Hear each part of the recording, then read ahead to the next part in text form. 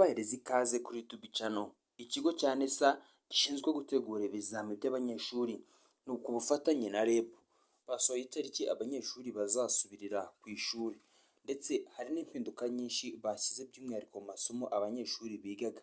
aho n'abarimu bagiye guhura n'akaga by'umwihariko batsinzwe ikizami cy'icyongereza ubwo bakoraga ikizami cyo gusaba akazi. Ibi byose birikubiye muri rino tangazo NESA yasohoye ku bufatanye na REB, aho batangazaga itariki yo gusubira ku ishuri kugira ngo abanyeshuri bazabe update ndetse babe ready yo kumenya umunsi n'isaha byo gutangira amasomo. Ikindi kandi banavuze ku banyeshuri bakoze ikizami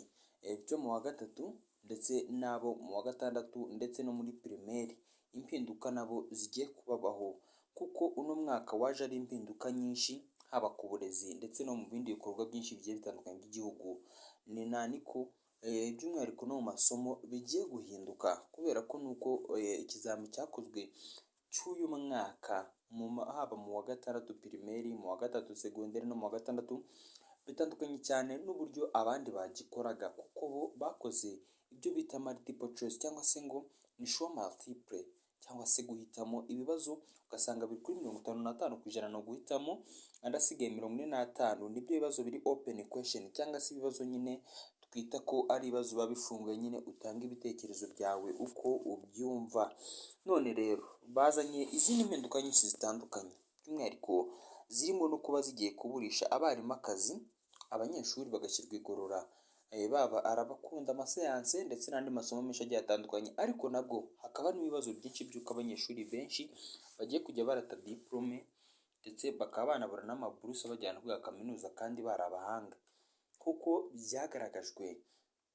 na NESA abanyeshuri benshi bigaga mu mashuri yisumbuye wasanga ngo bamwe na bamwe ari abanyeshuri basohoka mu mashuri utamubaza ururimi rw'icyongereza, yewe bavuga ururimi rumwe nk'ihene cyangwa se nk'intama, ariko bavuze ko ikintu cya mbere bagiye kongeramo imbaraga ari ururimi rw'icyongereza. Yewe isomo ryose uzajya uba wiga mu gihugu cy'u Rwanda umenye ko ugiye kuzajya ukora isomo ry'icyongereza mu kizamini cya leta. Ikindi, amasomo yose waba wiga mu gihugu cy'u Rwanda ugiye kuzajya uba wiga ikinyarwanda kandi unagikore mu kizamini cya leta. Ibi ngibi rero ntabwo bizora kuko abanyeshuri benshi buriya bikoraga amasomo 5-6